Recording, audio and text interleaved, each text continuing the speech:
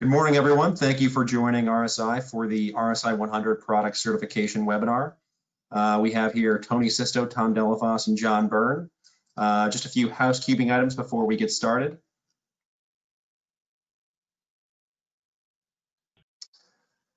John, could you go to the next slide? There we go. Just some housekeeping items. There are two ways to listen in on your computer's speaker system or by phone. You can submit questions on the sidebar control panel here. And if there are any polling questions, which I don't believe there are, you can select your response and click submit. Code of conduct, I won't read through the entire thing, but please be considerate and respectful of all participants here. A list of unacceptable behavior is listed below. I'll leave it at that and go on to the next slide. A quick antitrust statement, because the participants in this meeting include companies that compete with one another. It is important that certain ground rules are established. First, there must not be any discussion about a company's confidential business information. There must not be any discussions about customers, particularly markets, or how you will compete in the marketplace. And finally, do not discuss vendor disputes or complaints. These guidelines will apply for the duration of the webinar. And with that, once again, we have John Byrne, Vice Chairman of the RSI-CTC on the line, Tom Delafos, VP of Technical Consulting for Salco Products, and Tony Sisto, Director of Design Engineering for GATX. With that, I'll turn it back over to John. All right, thank you, John. Well, let's get started. My name is John Byrne. I am the Vice Chairman of the Railway Supply Institute's Committee on Tank Cars. I've been doing that since May of 2016. Prior to that, I worked for two leasing companies, North American Car and GE Capital Railcar Services. In my last position at GE, I was the manager of regulatory compliance, responsible for shop quality management system and shop audit and product safety. I'm going to cover the background of this best practice that we've developed, the purpose, roles relative to the suppliers and purchasers, as well as run through the product certification plans in our practice. Tom Delafos is going to cover supplier implementation of RSI-100. In his position at Salco, Salco is both a purchaser, a distributor, and a supplier. So Tom's company deals with this 360 degrees. Finally, we'll have Tony Sisto of GATX covering the incoming material inspection portion of our practice. And I think it's important that you pay attention to that because everything comes together during incoming material inspection. With that, I'll give you kind of a brief history of how we started. We developed this in response to AAR's Appendix B back in 2018. The Appendix B task force was doing some great things with Appendix B. They improved the clarity of facility certification, refined activity codes, and clarified procedure demonstration requirements. But one of the concerns we had, in terms of industry, was really related to the expansion of AAR facility certification. Now, this was driven by the DOT's letters of interpretation going back 2015, and then just recently for us last year, or in 2018, basically, the DOT insisted that all service equipment manufacturers were considered tank car facilities and had to have quality assurance programs approved by the AAR.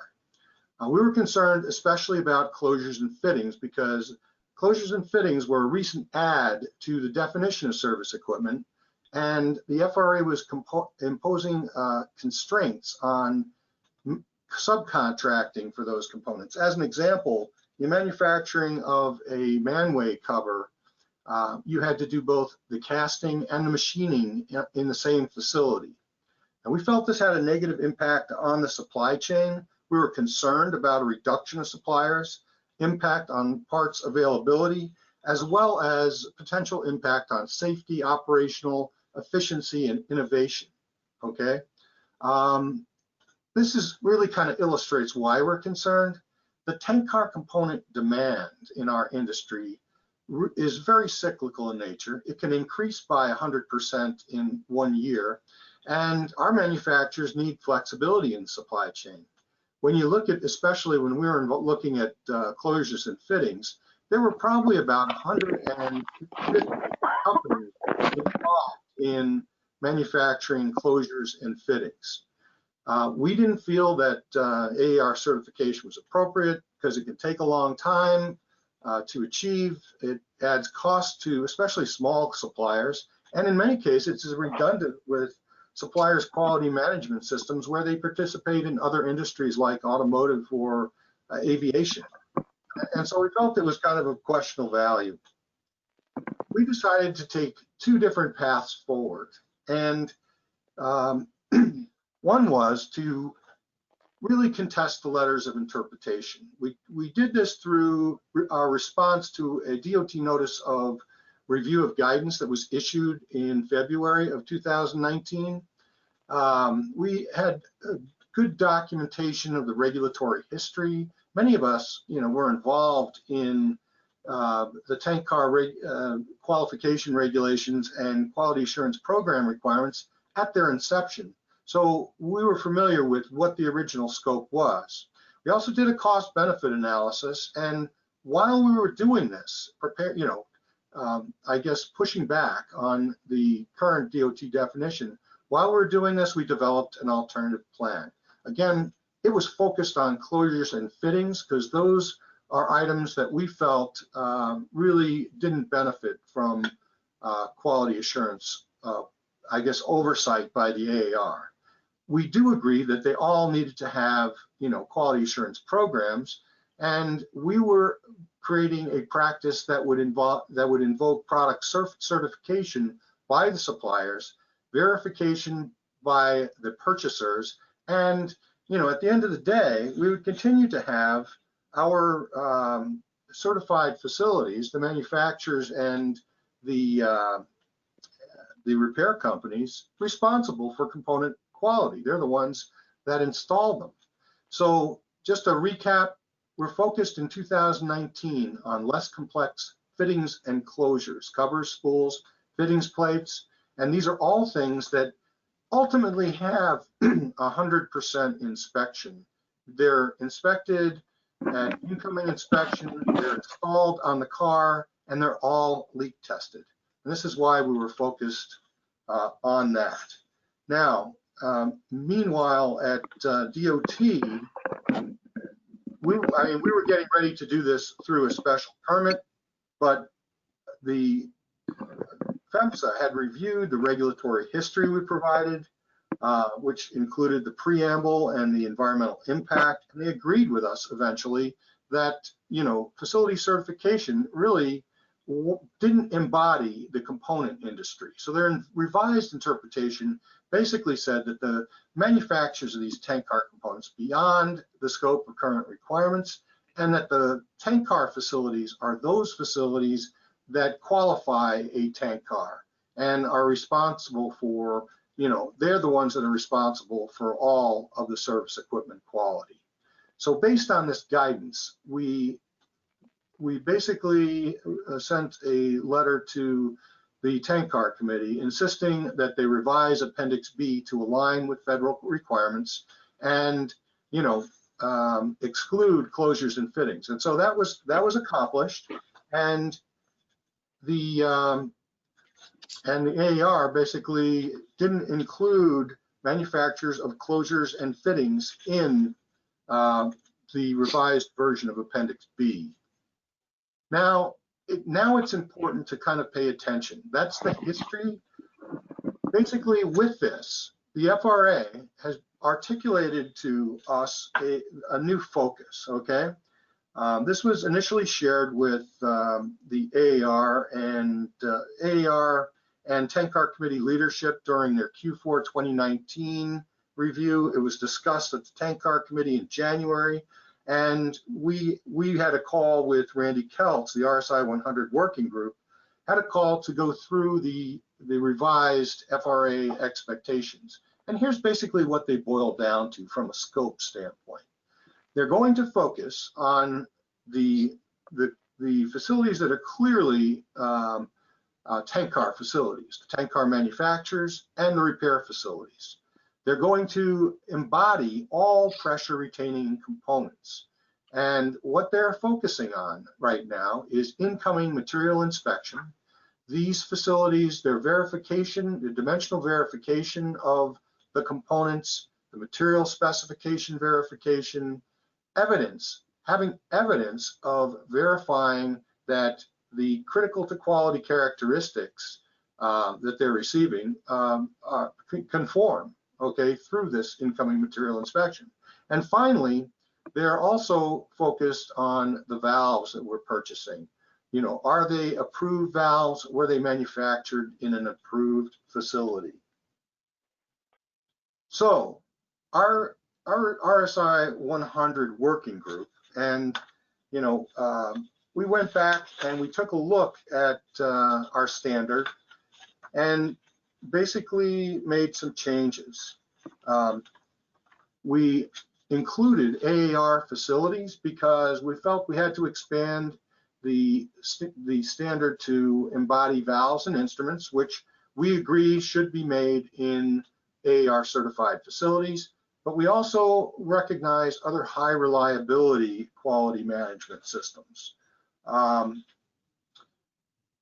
Finally, we agree that no matter what kind of a component we're dealing with, it should be made by a facility that has a quality assurance program. So that's what we did in terms of changing the scope relative to facilities. Now, with respect to the scope of components, we went beyond closures and fittings, and we decided we needed to develop product certification plans for securement or fasteners, gaskets, sealing products, valves and instruments, and tank car tank components.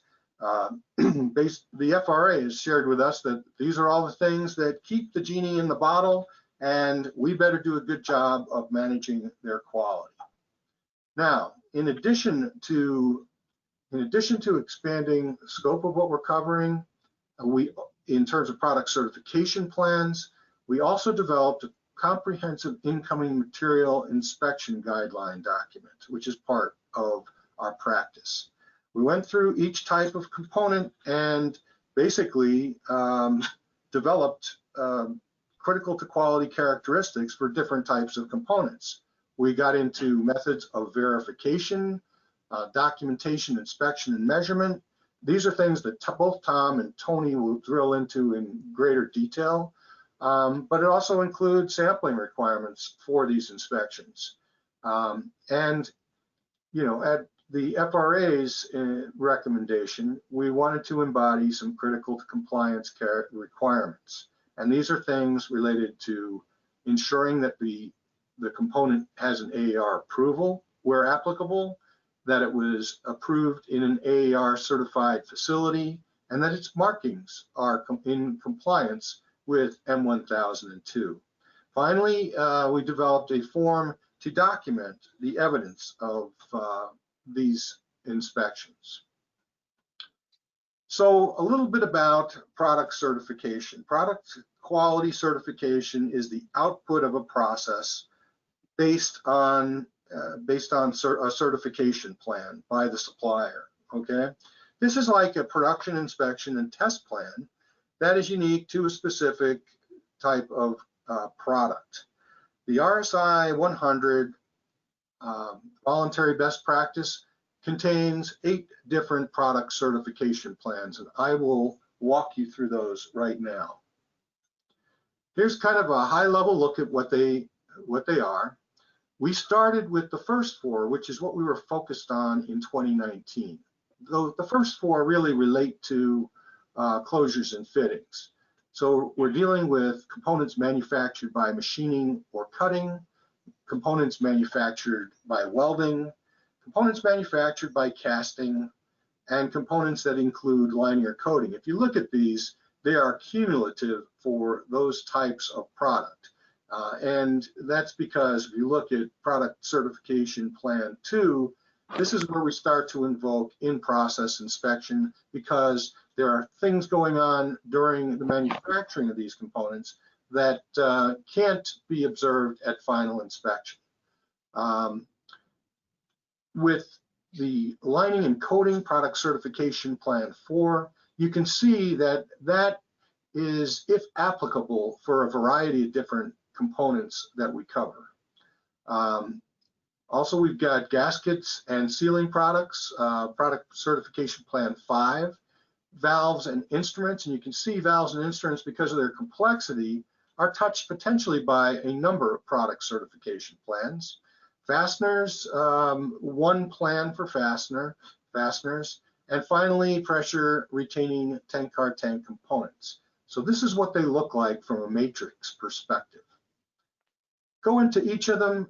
The product certification plan number 1 is, pretty simple. This is plan, do, check, and act. It's, your basic quality assurance program. The supplier has to subject the finished product to a conformance assessment, which basically means that at a minimum, you've got to do final inspection based on a statistically valid sample plan, and then issue a statement of conformity based on this. So this is Product Certification Plan 1. Product Certification Plan 2 basically invokes sampling of the product. It's Product Certification Plan 1, but it also invokes sampling of the product from points of production.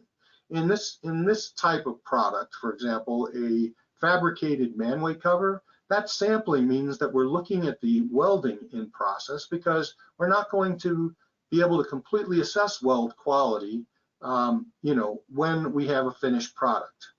And one of the things that this product certification plan invokes is that the purchaser or an independent third party has to verify that this in-process verification is occurring. Now, Product Certification Plan 3 is for cast and machine components.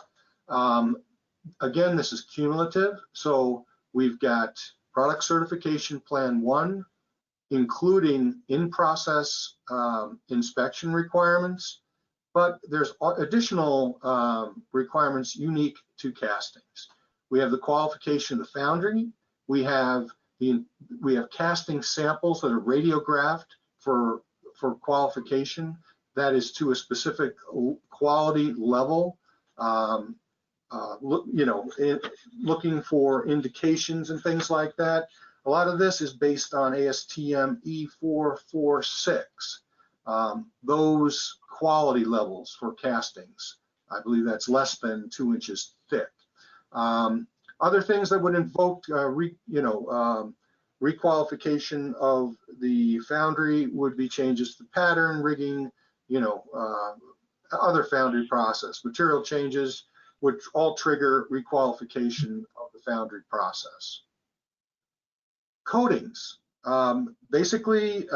Coatings, we did this during the original effort, worked with coating subject matter experts from Axo Nobel. Ken Campbell and Rick Schaefer helped us with this. And for those of you that are familiar with coatings, these are things that all make sense in terms of, product certification plans.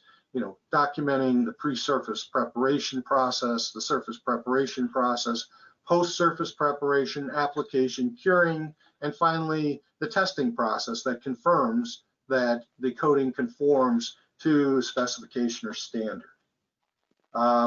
Next, and this is another add, Product Certification Plan 5 for gaskets and sealing products.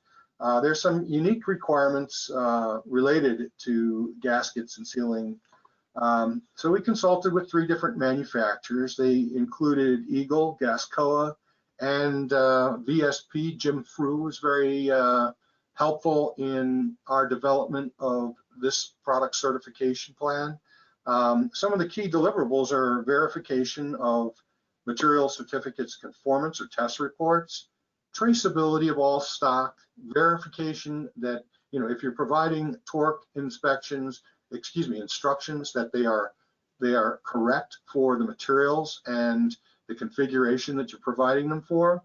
We want to ensure that all remnants are traceable. And one of the deliverables for car owners is maintaining traceability to these material certifications for a period of not less than 10 years, because that's the maximum qualification interval that these components, these gaskets and sealing products could see in service. Now, product certification plan 6. As you can see there, this touches potentially, this is always product certification plan 1, but it could include 2, 3, and 4 as applicable. Now, in addition to that, there are some unique requirements related to valves. Basically, and a lot of them are compliance related and things that can't be determined by the purchaser during incoming inspection. You've got to basically have certification that these are manufactured in an AR facility. You've got to have certification that they were made in conformance with their approved design. The purchaser will need a drawing of the valve suitable for verifying that what they have is covered by the AR approved design. That's not necessarily a manufacturing drawing, but one that can be leveraged to ensure that you have an approved valve. In addition to that, there are pressure test certificate requirements, and these are becoming more and more serialized and headed towards component tracking. So we want to make sure they're certified by the manufacturer that the serialization is in conformance with AR requirements. Product certification plan number 7 is right from the fastener industry. It's based on ASME B18.18, and it covers chemical requirements, verification, mechanical property testing, inspection for surface discontinuities, visual inspections per print, as well as dimensional specifications being performed per print. And all of these come with fastener industry specific sampling requirements. Finally, our last product certification plan is for pressure retaining tank car tank components. And by this, we're talking about nozzles and sumps and things that are installed on the car by welding. These all require PCP 1. They could require PCP 2, which again is for welding. But what's unique about product certification plan 8 is because these are pressure retaining tank car tank components, the welding has to be done in terms of the procedures and the welders under M1002 Appendix W. So that is kind of a review of the product certification plans that are contained in the practice. And with that, I'm going to turn this over to Mr. Tom Delafosse for his portion of the presentation. All yours, Tom. All right. Let's see if I can get this. Can you see my screen okay? We can. All right. All right. Thank you, John. The main portion of what I'm going to talk about is just how a supplier would comply with the standards requirements. I am going to include the purchasing information as well, and as well as the quality assurance requirements. But the main goal here is for suppliers to provide the required information for the shops to perform their incoming inspections and identify those critical to quality elements. What we did try to do with this standard is drive a lot of those inspection criteria back on the manufacturer or the distributor that I'll talk about in a little bit here. I did want to note that, John did say that, we took a lot of twists and turns to get here. But once FRA didn't consider service equipment as being a tank car facility, the enforcement actions that they're taking now is focused on a facility, a certified facility's incoming inspection. So I just wanted to note the issues that we're trying to resolve here, because FRA is writing violations against these particular elements. So in 49.4, 179.7, E4, this has to do with procedures. So if your incoming inspection and purchasing and contracting procedures don't address how you identify your critical to quality items, then they're going to write their violation against 179.7B4. In 179B5, if your production inspection test plan doesn't identify how you address your critical to quality elements, they'll write the violation against 5. And in 179.7F, lastly, if you do identify how you inspect for critical to quality criteria in your production inspection test plan and you're not following them, then FRA will write a violation against those. Really the goal of our work here, this is a voluntary best practice. We had many people that worked together for a long time to develop this standard. It is a living document. We're going to have to put it out there, kick the tires a little bit, see what works, what doesn't work. But we've got to start somewhere, and this is, I think, is a big improvement to where we were. The implementation of this is going to be a challenge for people, but again, I think at the end of the day, we're going to have a much more robust system with the suppliers and the purchasers working together. So we wanted to establish and define the minimum criteria, attributes for tank car products. We wanted to improve the communication between the facilities and suppliers. And again, like I mentioned earlier, we wanted to drive the bulk of the critical to quality verification back upon the manufacturers and distributors. And again, when we get to the Appendix A table, I'll point out some things on how we laid that Appendix A table out. We wanted to implement audit and compliance assessments to make sure that suppliers are complying with those purchase order requirements, and also that purchasers are complying with those requirements. And it requires facilities to incorporate the standard requirements into their quality assurance programs. So again, our goal is teamwork here. I mean, we're all in this same battle together, because, in order for the shops to be successful, the suppliers got to help them get there. The applicability here, the standard applies when it's referenced in a product specification, order, or standard or written contract. 2, a facility has the option to implement this. It sets the minimum requirements. So if a facility wants to go beyond what RSI-100 mandates, then they have that right to do that, but you can't do less than what this standard requires. And then critical to quality characteristic is just, as John pointed out, it's an attribute or variable of a product, part, assembly, or subassembly, but it has a significant or direct impact on the performance of that product. We have some key definitions in here, and again, I think purchaser and supplier are pretty well known to people, but we define a product as means an item or service that's purchased. So whether you're doing machining, forming, burning, pressing, or otherwise provided to a certified facility, that's how we define product. So that's going to be the common term through here. So supplier responsibilities, if you look in 7.1, talks about the supplier must maintain a quality assurance management system. 7.2, the document the individual responsible for compliance to this standard. In 7.3, maintain facilities for the preservation, package, and shipping of parts and materials.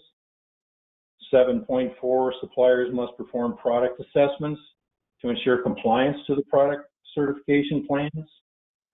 And 7.5 is really key. When a supplier subcontracts a service from a vendor, they must ensure through their own purchase orders that the product certification plans are met. So if audits are required or compliance assessments to the certification plans, that has to trickle down.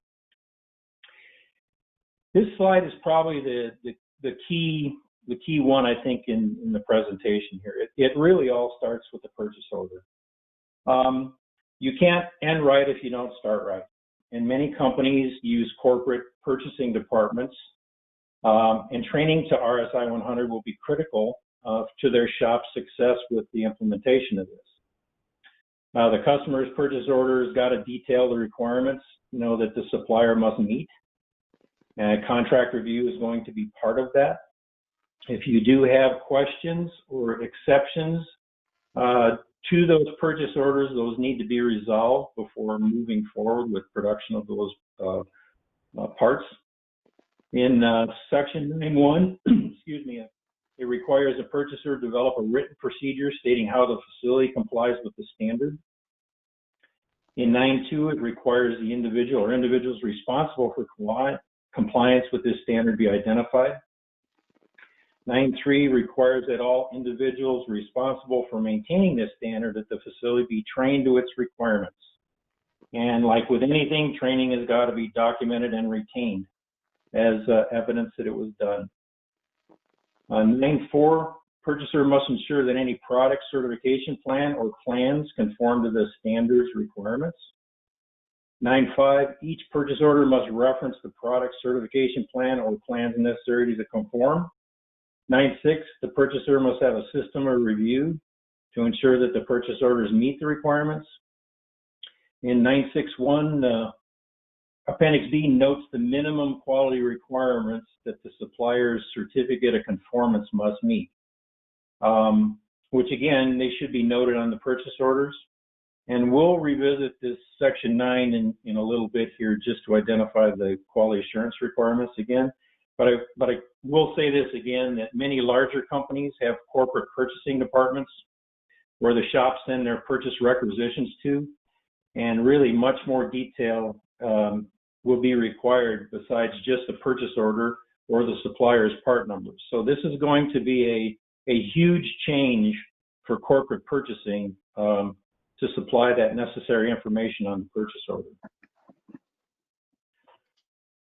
Once the standard is implemented, hopefully purchase orders won't really contain ambiguous statements like this.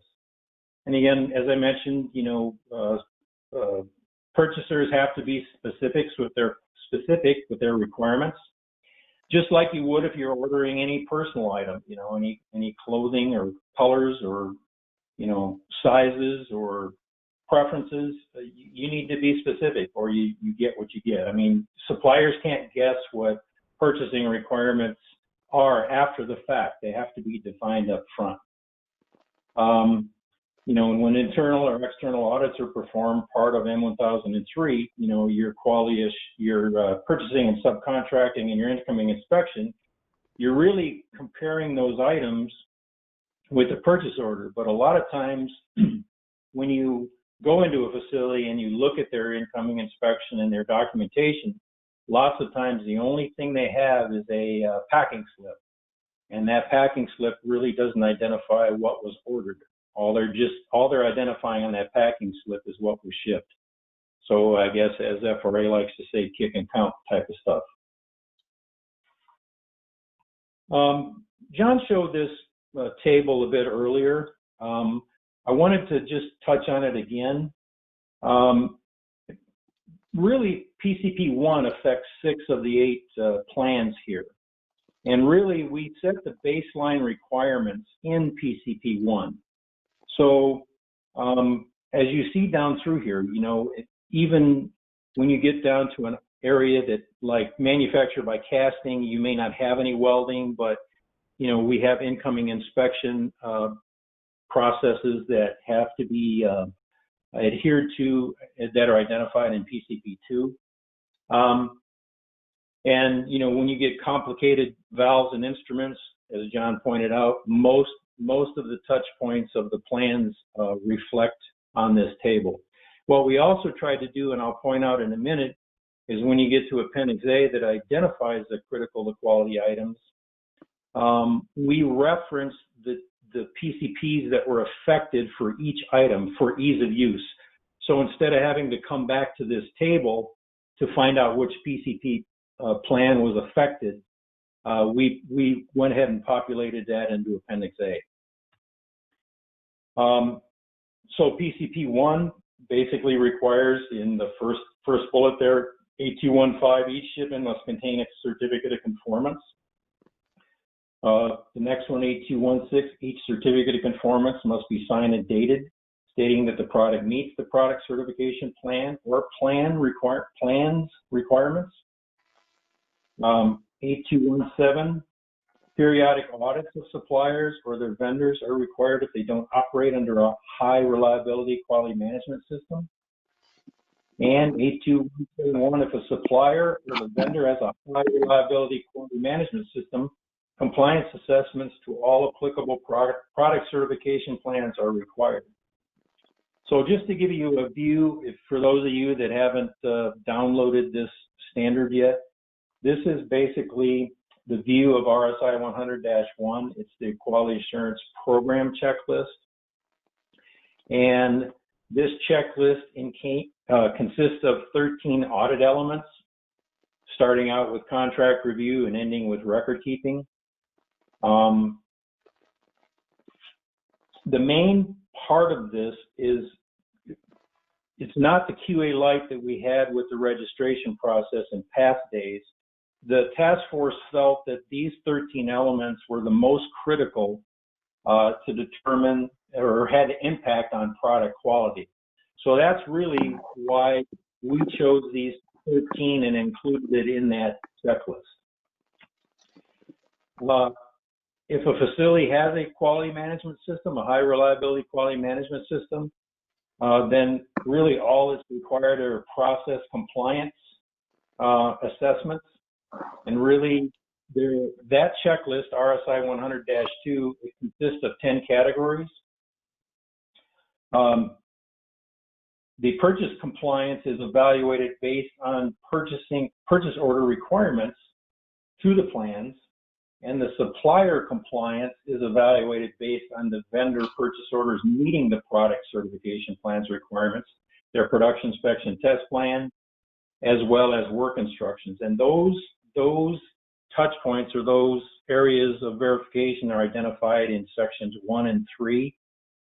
And as you can see by the rest of these, it's laid out for specific evaluations for each PCP. So section 2 covers PCP 2 and 3, and so on. Now, when you go to Appendix A, this section contains, section 9 contains the table of products that were listed in alphabetical order by category. And John noted those earlier, but they start out with closures and fittings. They go to fasteners. They go to pressure containing tank car components, gaskets and O-rings, valves and instruments, and other tank materials such as reinforcing pads, steel plate, bar, tube.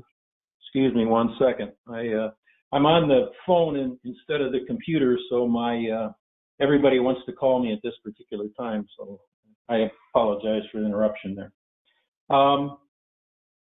Note the header shows 3 inspection criteria categories. If you look in the red there, it talks about D is document verification. You're looking for any certificates that are provided with the shipment.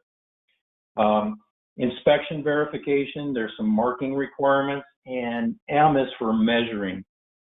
On the right side of the table, we got 3 columns. We got manufacturer, distributor, and facility. I'm only going to cover manufacturer, distributor, and I'll leave the facility portion to Tony. The examples identify the same requirements for this particular item. So the logic here was, if a distributor was a manufacturer, like Selco is for many of our products, you know, like eduction pipes or manway eye bolts or things like that, the same criteria would be required of that distributor if they were the manufacturer. So that was the logic for setting up 3 columns here. So we wanted to make sure that we captured everything in one of these two columns. We didn't want anything to slip through. And again, we wanted to drive most of the inspections back upon the manufacturer or distributor wherever it was applicable, and then provide those certificates of conformance to the facility. In this particular case, you know, John showed this example. We have a fittings plate with no nozzles or coating. Let me go back 1 second here. When I talked earlier in that column on the left, it talks about fittings plate with no nozzles, PCP 1, and then if it's a coated item, then 4 would be required. We wanted to add that reference to the PCPs in here so people wouldn't have to go back and forth and try to determine on their own which one was applicable. There's just a picture of the fittings plate. You know, there's a lot of drilled and tapped holes involved, but it's and machining as well. What we wanted to do is provide critical to quality drawings in an 8.5 by 11 sheet along with the other paperwork that went to the facility. Now this would be strictly for our items, our completed, our designs that we sold to somebody. Now, you know, if Tony or Union Tank or somebody else sent in a drawing, then that would be different. But for the critical quality items that the shop would have to inspect to, we wanted to provide that level of detail with the Selco supplied parts. Closures and fittings. This example is really a complicated one. It talks about PCP 1, 2 for welding and in-process inspections, and also for coatings. And if you look at those two columns, and manufacturer and distributor, they happen to be the same on this one. You may or may not have that fittings assembly coated.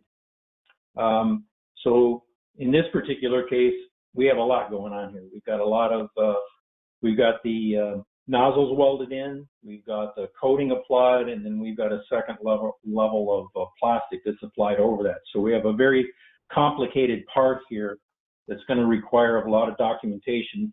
And really, it's inaccessible for a facility to look at the substrate of a item that's going to be coated or not. So typically then, what the RSI-100 requires is the coating applicator is they're going to have to attest to all these things.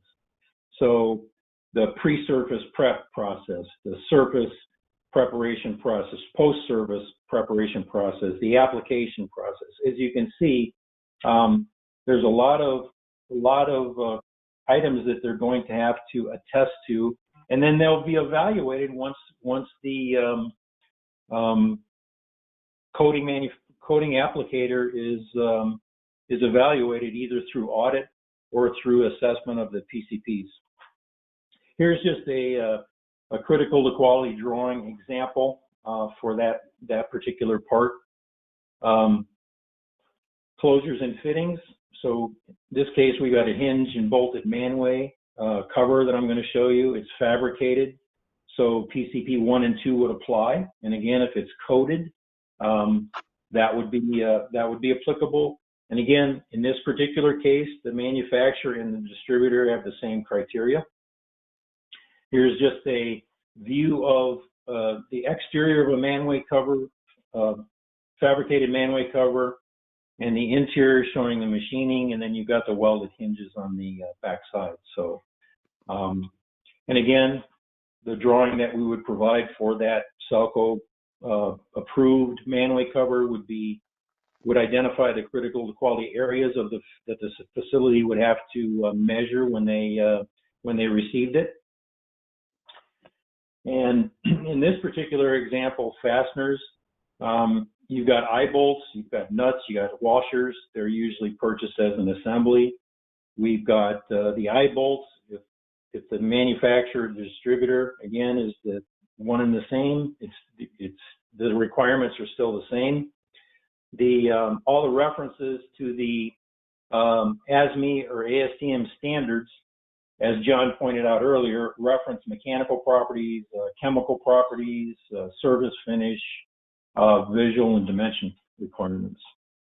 So again, looking at a manway safety eye bolt on the left with the collar, and just a simple manway eye bolt on the right, still with nut and washers. We'd have to, in that certification certificate, we would have to verify, going back a slide here, for the material specification of all three. So if it's supplied as assembly, that's got to be provided as well. Here's just a critical to quality drawing that we would supply with each order. And in this particular case, you'll see difference. This is a vacuum relief valve. And again, there's a lot of product certification plans that are involved here. 1, obviously, 3 for castings, and C for valves and instruments, 6 for valves and instruments. And then if it's got any welding or in-process inspection criteria, then 2 would apply, or if it's coded, 4 would apply. But you can see that a distributor is not going to be a manufacturer. So in these particular columns, they're a little bit different. I do want to point out that we took our best stab at these as a team to try to identify the critical to quality area that was affected by each of those. So we may have to revisit these and revise them later on. Again, we've got to start and get these implemented and see how they work or not. If you look down in the bottom of this, you'll see vacuum relief valve markings. We took that right out of Appendix A of M1002 to make sure that the tags, when they're supplied to the facility, are reviewed. And then here's just a view of a screwed vacuum relief valve and a flanged vacuum relief valve. And then again, a critical to quality drawing for a flanged vacuum relief valve. If there's any AAR approvals that are required, they must be supplied with each shipment. Even though Stelco references or has these all posted on their website, the RSI-100 team felt that they should be provided with the paperwork that goes to the facility with each order. So any approvals then would show the number and also the date of expiration.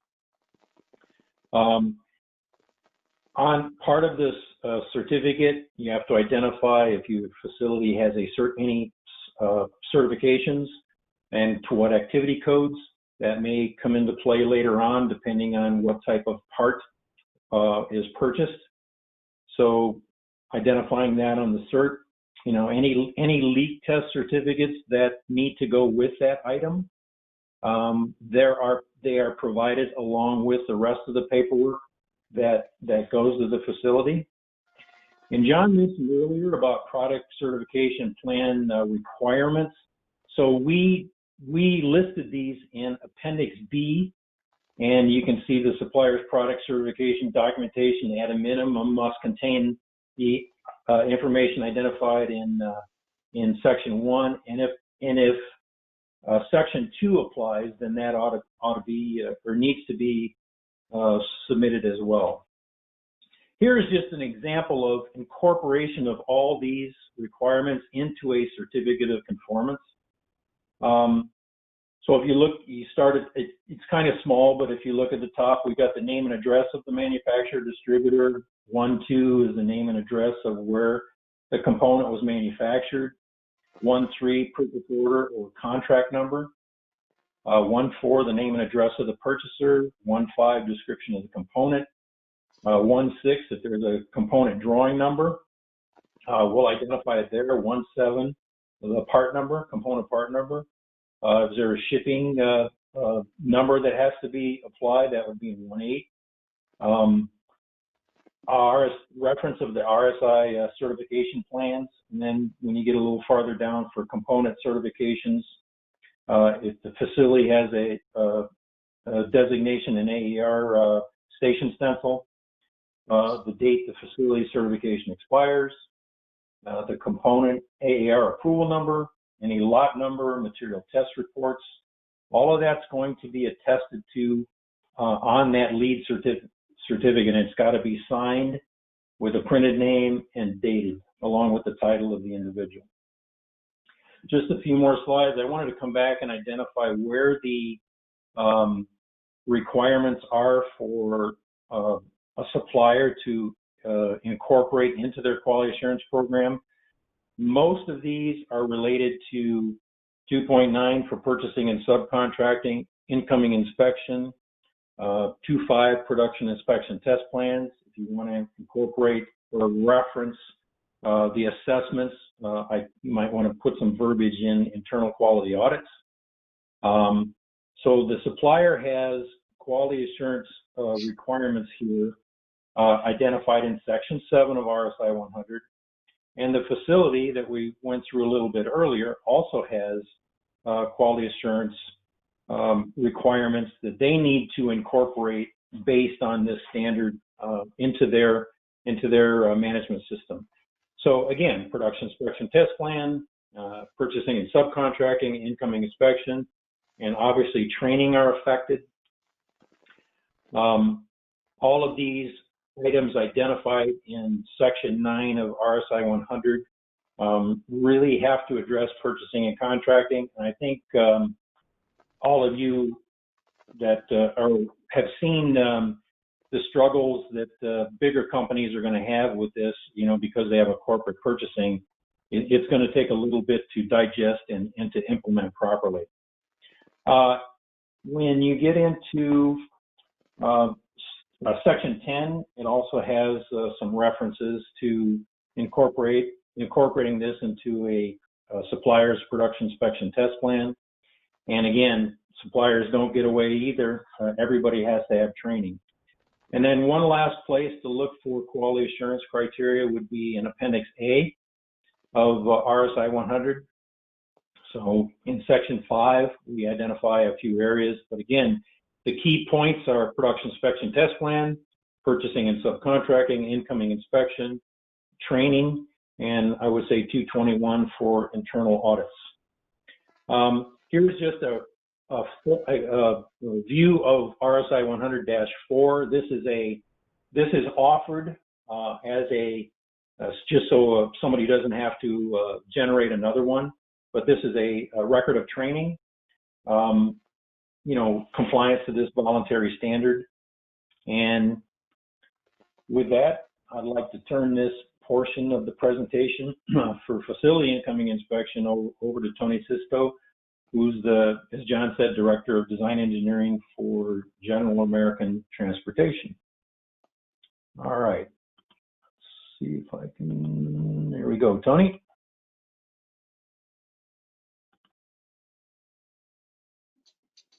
Thanks, Tom. Can everybody hear me? Good. Okay.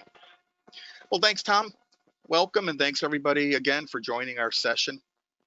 Now that we've covered product certification and how it affects suppliers, let's discuss how it all comes together at the facility for incoming material inspection using the RSI-100 Appendix A.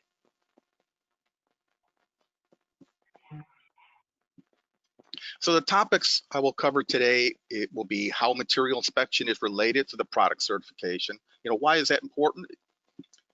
We'll talk about what's expected from a purchaser and suppliers when it comes to the final inspection. We'll also discuss the importance of detailed purchasing documents. These are crucial. As Tom just mentioned, these play a pivotal role in getting the components to the requirements that you need and how to communicate those needs. We'll take a look at the critical to quality criteria verification methods used in Appendix A of the RSI-100. We'll talk about the verification process and what sampling and measurement techniques should be used. We'll look at the CTQ inspection form and why gathering objective evidence is important. And lastly, we'll touch on record retention. Let's first talk about how product certification is linked to incoming material inspection.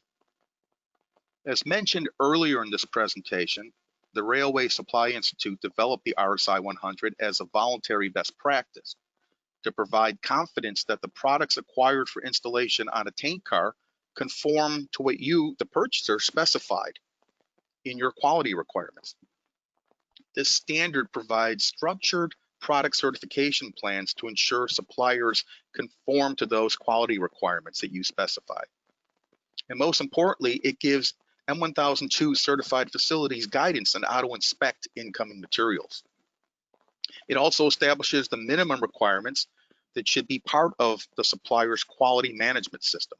In short, the RSI-100 PCP plans allows a shipper who may be a manufacturer or distributor to perform many inspections, tests, and validations that are beyond the ability or capabilities of a facility who's purchasing that component. The purchasing facility is then allowed to accept a certificate of conformance from an OEM or supplier as a means to validate that CTQ criteria that they can't perform themselves. So what is an incoming material inspection? Most of us perform incoming material inspections of some type without even realizing it. For example, in the simplest sense, when you make an online purchase, let's say from Amazon, when the package arrives, the first thing you do is to open it, obviously, and inspect the package or delivery you received to make sure and verify that it's what you ordered. Did you order a black sweater, but a pink sweater showed up? So the same holds true for tank car components on a higher level. This is even more important for tank cars because you need to meet AAR and DOT quality assurance requirements. Now, when tank car components are delivered to a certified facility, that facility is required to inspect the parts to verify that they are the components ordered and document this inspection with objective evidence gathered as part of your inspection. The inspection criteria will be driven by the individual component criteria. Tom touched on it, it's in Table 9, but we're going to touch on it more from a purchaser standpoint in just a few minutes. You know, some may ask, why do we need to perform this inspection? Well, first and foremost, you need to perform this inspection because it's required by M1003 and DOT 179.7 QA requirements. Secondly, it's to ensure that you receive the proper part that meets your specifications. And lastly, it just makes good sense to inspect deliveries to verify that the components will be compatible with the tank car being repaired and function as intended. So in the end, it is the facility's QA manager who should drive this effort and train the staff involved with material receiving.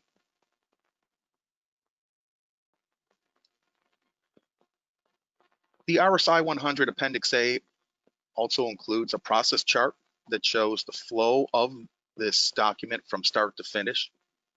This example shown on the screen is a typical process flow, which is based on 3 categories. First, the purchasing agent.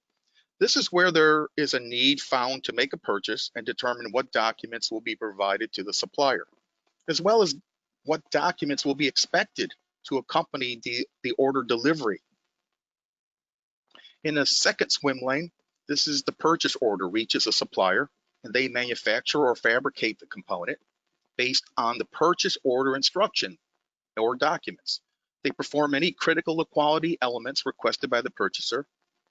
If required, they complete a signed certificate of conformance that validates what criteria they met. They then package and ship the material and requested documents back to the purchaser. And last swim lane in this chain is the tank repair or other facility receiving the delivery. They get the delivery shipment and print an inspection form applicable to the item being received.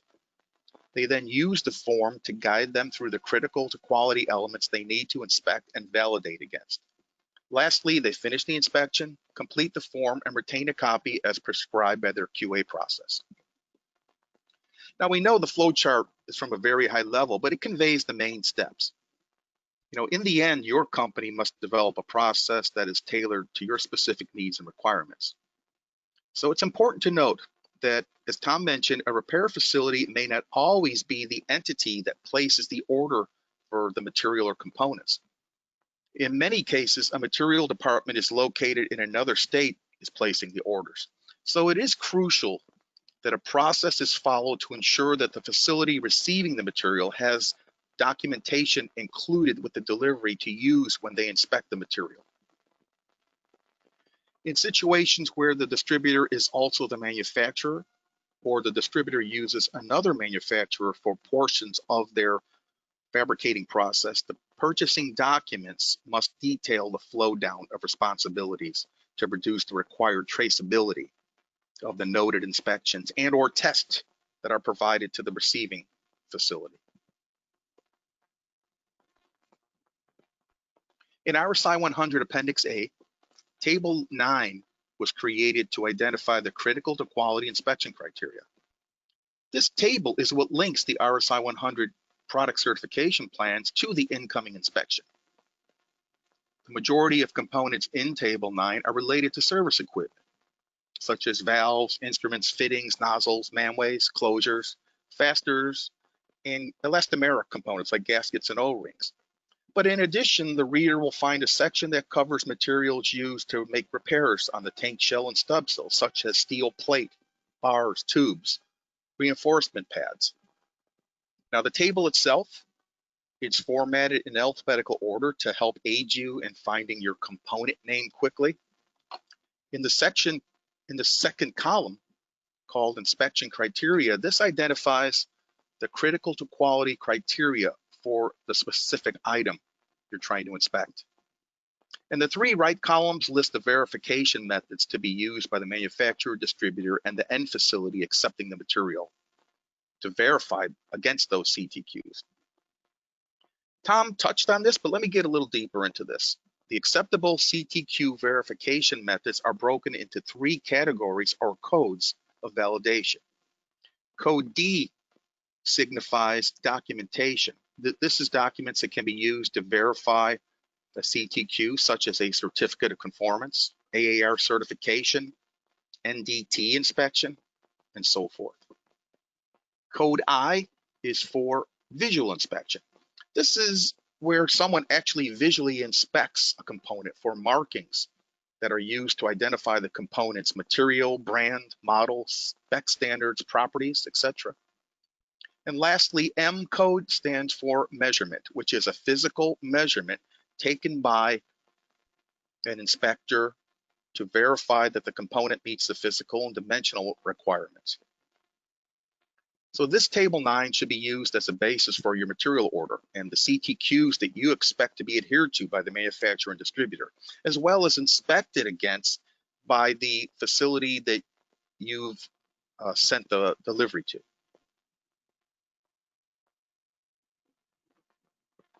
Now let's talk a little about what's expected from the manufacturer and or distributor and the best way you can convey that information. As Tom mentioned previously, purchasing documents are important and they are used to order material, and these purchase documents could be in many different forms: invoices, purchase orders, sales contracts. Every company has a different name for it, but in the end we consider it a purchasing document. This is the document you're going to use to convey what you need. Now, based on RSI-100 Appendix A, your company's purchasing documents may need to be expanded to provide more detail to allow inspection as identified in Table 9. Requesting certificates of materials, chemical and physical compositions for tank car steel. Maybe you need a test report, related inspections where applicable. You know, these are items that should be required as part of your company's purchasing documents. In many cases, drawings may be necessary to provide the required level of detail to the manufacturer or distributor. If the purchasing document references a part drawing, that drawing, if required, should be used to inspect the incoming material for critical to quality characteristics. Now, keep in mind that not all components may need a drawing for inspection. But as we mentioned, the RSI-100 PCP plans allow the manufacturer or distributor to perform many inspections, tests, and validations that are beyond the ability of some purchaser. By using this process, a purchaser is then allowed to accept a certificate of conformance from the manufacturer or distributor as a means to validate the CTQ criteria they needed has been met. However, a good product certification plan and inspection plan can only be achieved when purchasers and manufacturers and distributors all work together. This is achieved by good communication and a detailed purchasing document, as we keep mentioning. We can't talk about that enough. That document states the purchaser's criteria they expect to be met. As shown on the screen, every purchase order document has a section where special requirements can be noted to take advantage and use that to convey your CTQ requirements. So as you can see in this example here, if somebody was placing an order and in the special instructions they want included with the delivery, the AAR 45 device approval document. They want the original drawing they sent in sent back with the order. They want the leak test certificates that they wanted performed on this component. And they also want the component wrapped in bubble wrap. It gets as simple or complex as you need it to be. So as a purchaser, what requirements should you convey to your supplier on the purchase order? If applicable, provide drawings and other documents that will be needed to manufacture or fabricate the component to your specifications. Utilize the purchase order to indicate what documents are included in your PO package and what documentation you also expect returned with your delivery. Now, the type of documents that you request or provide, those are going to be affected by the type of components that you purchased and what incoming material inspections your facility is limited to perform. For example, you may need to request that a supplier perform an NDT leak test and require them to provide validating documents that they did the testing. So let's talk a little bit about a typical purchase order. In a typical purchase order, may require that the delivered components include these documents with the shipment. If you purchased valves, you should seek approval documents to validate the manufacturer has AAR certification to manufacture the valve. You may also want to request that they also provide their AAR 45 approval and spec drawing to validate the component has active device AAR device approval. Excuse me. You may also seek that they provide drawings that convey the fabrication dimensions and tolerances for a particular component. And if it's something like a valve, you may request drawings to allow for the verification of the valve and component model number, its design configuration, its specs and measurements. If you needed them to do any type of testing, you should seek test certificates like NDT testing to be performed by the supplier. If the material specification is something you need to adhere to, you may want them to provide some type of certification that shows what material spec the component is. Say, for example, you ordered a valve that was supposed to be stainless steel. You may need them to provide some document stating it is stainless steel. This is something that at times can be very hard to determine when the product is delivered. And finally, a certificate of conformance. You may want to request this to validate that the supplier met the specific requirements set forth by you on your purchase order. The purchase may also require that material or components have special packaging to protect them and ensure protection from shipping and handling or the elements once received. Keep in mind, these are just suggestions, and the documents you require should be based on your needs and what your quality assurance process requires. Remember, in an audit situation, all of these documents will aid in the determination that the incoming component delivery is AAR approved, meets design requirements, and the component is what you ordered.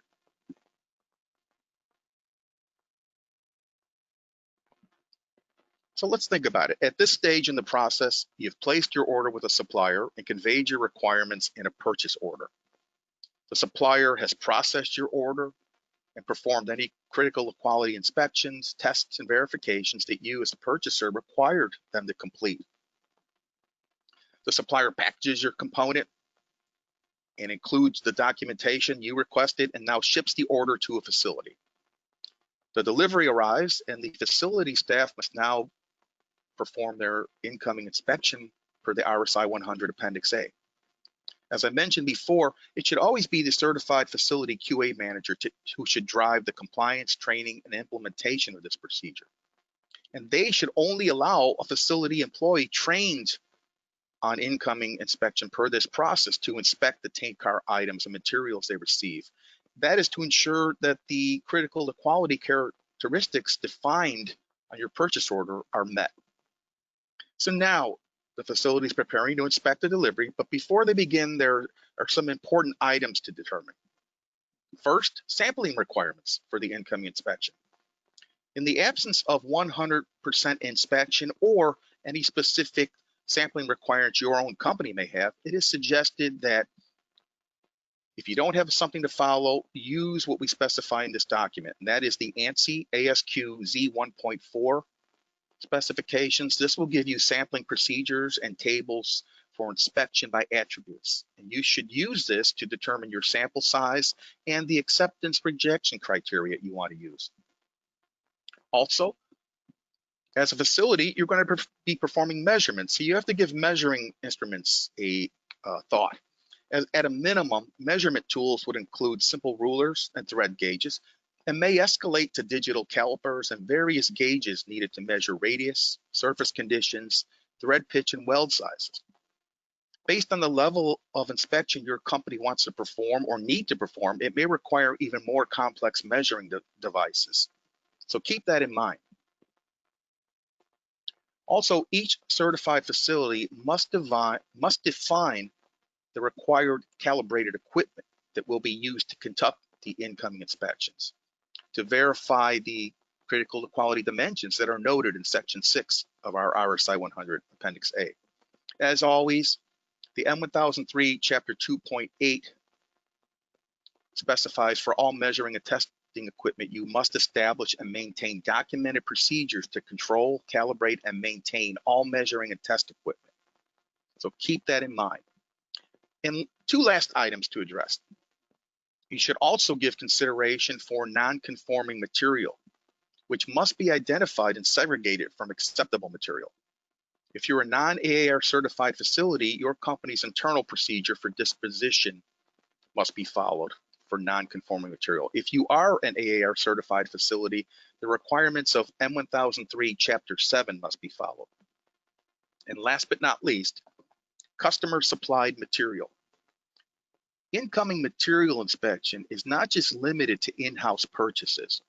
When a facility receives customer supplied materials, the facility is still required to obtain and retain the necessary objective evidence that support that the required inspection and verifications have been performed. So keep that in mind as well.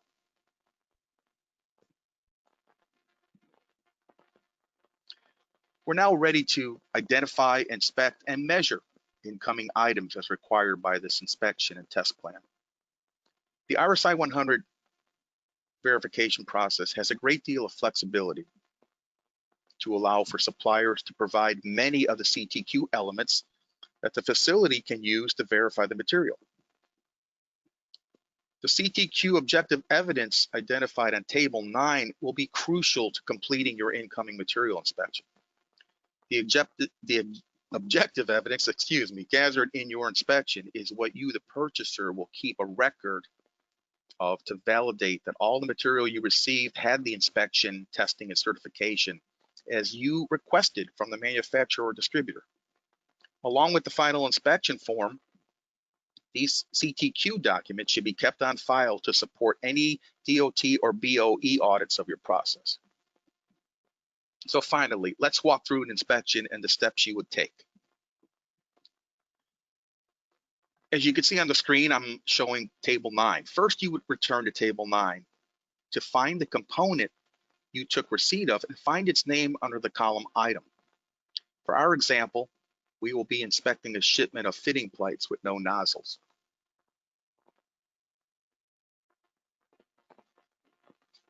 Next, get acquainted with the CTQ inspection criteria for the fitting plates to prepare for your inspection.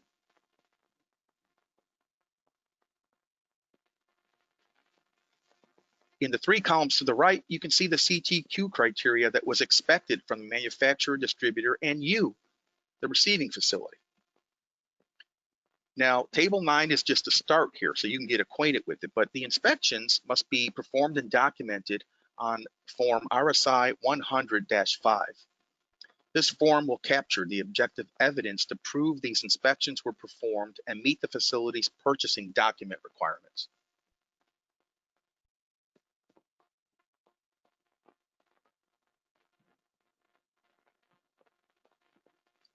Next, you'll open the RSI-100-5 form. Now, this form is actually an Excel spreadsheet that the RSI built as a tool to assist in this inspection. This spreadsheet tool mimics the CTQ inspection criteria in Table 9, and the RSI-100-5 form contains the entire item list from Table 9, and it's very simple to use. Remember, this inspection is your way to verify the components you received are indeed what you ordered on your purchase order. So the first step to take in an inspection is for the user to open this form tool, go to the first column and click the down arrow under the column labeled Select. Then click on the box that's associated with the name of the material item you need that you identified in Table 9. You would click OK. The form will automatically filter to that item and only display its associated critical to quality inspection criteria. As you can see, once you click on that arrow, the form just changed to the fitting plate with no nozzles, as our example is. This form can be printed to a paper copy or used on a PC tablet. In either format, it'll be used to perform and document the incoming material inspection. You would first complete the top row entries, by documenting what the purchasing documents were and what they included. Then list what the material brand and model is, and then finally put what the facility part number was. And if you have no part number, leave that line blank. Next, we would move down to the actual CTQ inspection area. In the second column, enter the quantity to be inspected, which will be based on your sampling plan established by your QA process. In our example, the sampling size is 100%, so all pieces in our example will be inspected to the CTQs. Now the inspector should perform the inspection. So for each CTQ line, they would inspect against, and keep in mind again that this form is only for you, the facility that is receiving the end delivery. So the manufacturer and other facilities are not included here. This is your facility. This is what you expected to receive. For each line, you make an entry. If the specified CTQ documentation was provided, you would put a D. If the material visual marking inspection was performed, you would put the I. You would also put a check mark whether the CTQ inspection passed or failed. And lastly, if you used any measuring equipment, you would make a note of that equipment's ID number.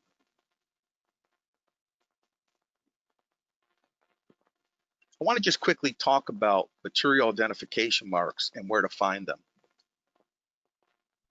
All components and material have some means to identify their type, their model, their material spec and size, etc. So this could be in the form of a drawing detail, some heat designation marks, embedding marks on a fastener, or marks pressed into a part, or lastly, a tag that's attached to a valve body. This is part of the critical to quality information that will be used for the incoming material inspection. Every facility should train its staff on how to find and understand those identification marks because they're crucial to performing this incoming material inspection properly. Let's get back to our inspection. So to recap, for our inspection example, the scenario was that 10 cars need their fittings plate replaced. The purchase order included a critical to quality fabrication drawing for the fittings cover plate. We know this drawing was used by the supplier to fabricate the plate to specific dimensions, threads, and surface conditions the purchaser requested. The purchase order also required that the same drawing was to be shipped back with the fitting plate's delivery. This drawing provided with our part delivery is now being used along with our inspection form to validate that the CTQ criteria was met. Now, the material inspector used the RSI-100-5 inspection form to check each CTQ row and document the findings. In our example, the drawing sent back with the part delivery conveyed these CTQs. The AAR42 application, this drawing carries an AAR42 approval number to satisfy this CTQ. The material specification. The material is called out in the drawing title block, and its use is also validated by a certificate of conformity that was provided by the manufacturer. Thickness. Thickness of this plate is shown on the drawing and will be measured by the facility to validate that dimension, which they did, and it meets the drawing's dimension properly. The mounting style of some of the flange connections. The tongue and groove and raised face flange style and dimensions were validated for what is specified in the drawing. The facility took a measurement. They also compared what was on the drawing, and they believe they have the right component. The gauge tap threads. The facility used a thread gauge to inspect the threads per what is specified in the drawing, and this satisfied the CTQ. It matched the drawing threads. And lastly, machine characteristics, gasket surfaces, fitting holes, and bolt holes. The machining and gasket roughness is compared to the drawing and validated by a certificate of conformance provided by the supplier. The facility measured the fitting and bolt holes and validated that what is specified on the drawing meets the measurement they took.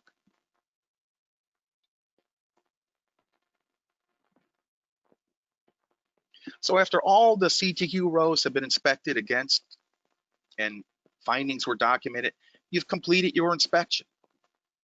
Next, you will both print and sign your name on our inspection form and date it. And per M1003, Chapter 2, Section 2.7, be aware of this requirement that you should maintain the inspection form quality records as evidence that the item or material meets the M1003 specification. So as a last step, we suggest that a copy of the form be kept with the material inspected, as well as logged into your company's QA record system. And after all of that, your inspection process is now complete. For an overview of the next steps and implementation of the RSI-100, I'll turn this session back over to John Byrne.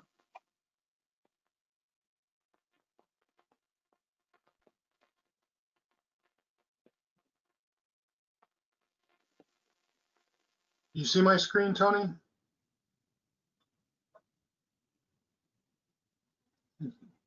All right, thank you. Bear with me. Okay.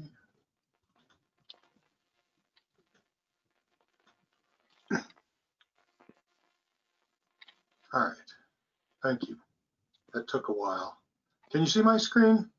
Yes. All right, very good.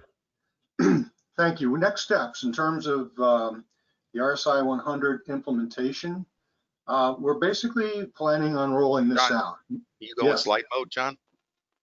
Let's see. I'm having trouble with that. There you go. Okay.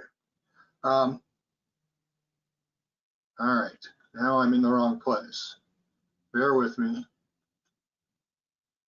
Okay.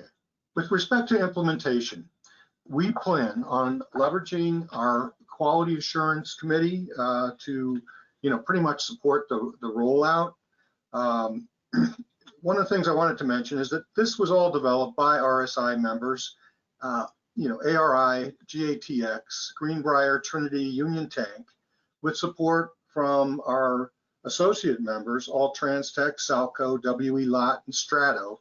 And when we're talking about the valve PC product certification plan, I should have mentioned that the input for that product certification plan was provided by Kelso, Marian Nunez, Fort Vale, Peter Stavely, and Caleb Hoyt from Midland. Now, where we're at in terms of the rollout, we're basically, this is kind of a starting point for us, but we are developing training programs like this, for suppliers and purchasers, and it really starts here. We're going to next conduct an information session with AAR, FRA, and Transport Canada. We have already shared some of this with FRA, but we haven't shared the completed product with them. We're going to store RSI-100 on the RSI website.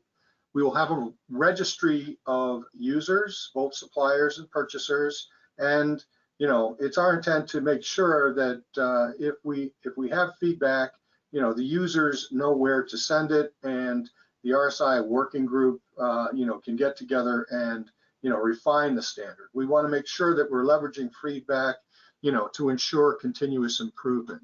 And one of the other things we're working on is developing an auditor qualification requirements and a third-party audit program.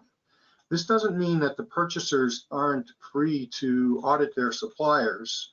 I mean, that's something you can do now.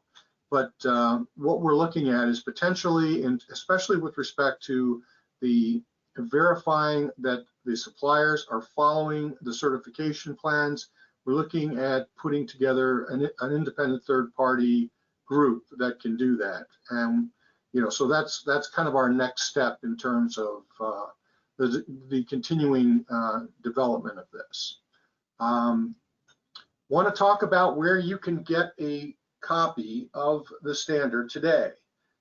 Don't Google RSI because you'll get something different. You'll get a relative strength index if you Google RSI.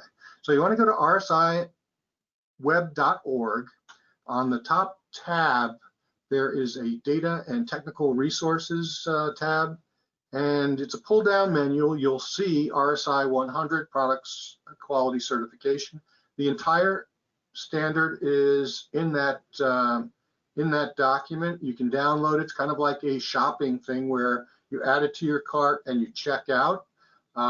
You have to be registered with RSI, and since you're attending this and you had to register to attend it, you're already registered, so you can go in right now and basically get a copy of the standard.